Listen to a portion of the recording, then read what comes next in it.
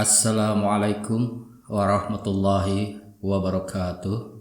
Di pertemuan kita kali ini, saya ingin mencoba untuk menjelaskan tentang sebuah hal yang mengundang banyak kontroversi, yakni tentang penistaan agama. Di mana beberapa waktu kebelakang ini banyak sekali kasus-kasus yang terkait dengan penistaan agama tersebut. Menurut pandangan saya, penistaan agama adalah tindakan yang merendahkan, menghina atau melecehkan agama atau keyakinan agama seseorang atau kelompok. Di zaman sekarang ini seringkali melalui komentar, tulisan, gambar, atau tindakan lainnya. Ini adalah masalah kontroversial dan sensitif karena melibatkan hak atas kebebasan berbicara dan hak untuk menjalankan keyakinan agama tanpa gangguan.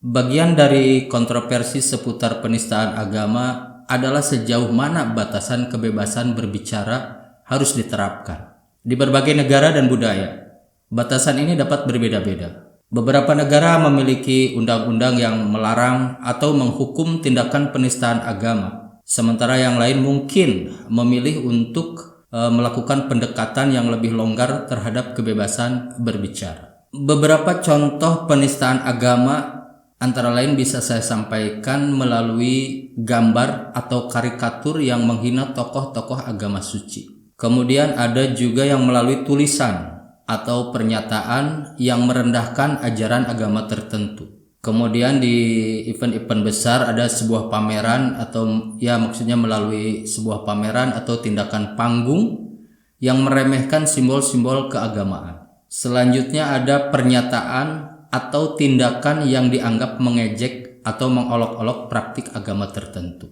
Tindakan penistaan agama seringkali memicu protes, kontroversi, dan ketegangan sosial. Di beberapa kasus, tindakan ini dapat mengarah pada bentrokan fisik atau unjuk rasa besar-besaran. Banyak negara dan komunitas berusaha untuk menemukan keseimbangan antara hak kebebasan berbicara dan perlindungan terhadap keyakinan agama yang dihormati. Yang paling penting adalah bahwa pandangan tentang penistaan agama sangat bervariasi di seluruh dunia. Dan apa yang dianggap sebagai penistaan di satu tempat mungkin dianggap sebagai kritik yang sah atau bentuk kebebasan berbicara di tempat lain.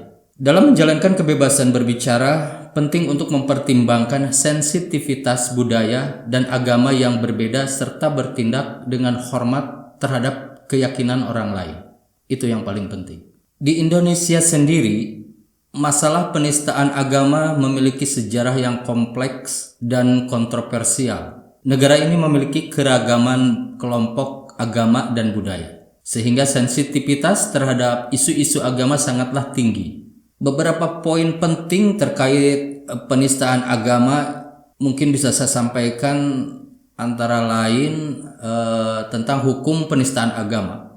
Indonesia memiliki pasal 156A Kitab Undang-Undang Hukum Pidana atau KUHP yang mengkriminalisasi tindakan penistaan agama. Pasal ini mengancam hukuman penjara bagi siapapun yang dengan sengaja melakukan perbuatan yang pada pokoknya bersifat permusuhan, penyalahgunaan atau penodaan terhadap suatu agama yang dianut di Indonesia.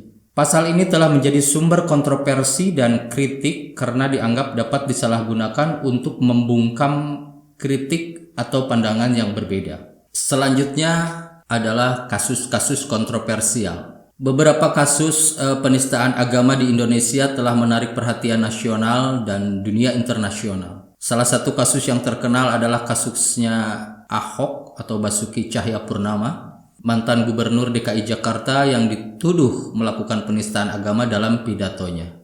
Dan kasus ini memicu protes dan kontroversial yang luas di masyarakat. Kemudian poin berikutnya adalah kontroversi kebebasan berbicara. Ada keprihatinan tentang sejauh mana pasal 156A KUHP sejalan dengan kebebasan berbicara dan ekspresi di Indonesia. Beberapa kalangan menganggapnya sebagai pembatasan yang berlebihan terhadap hak untuk menyuarakan pandangan atau kritik yang berkaitan dengan agama. Poin berikutnya adalah tanggapan masyarakat.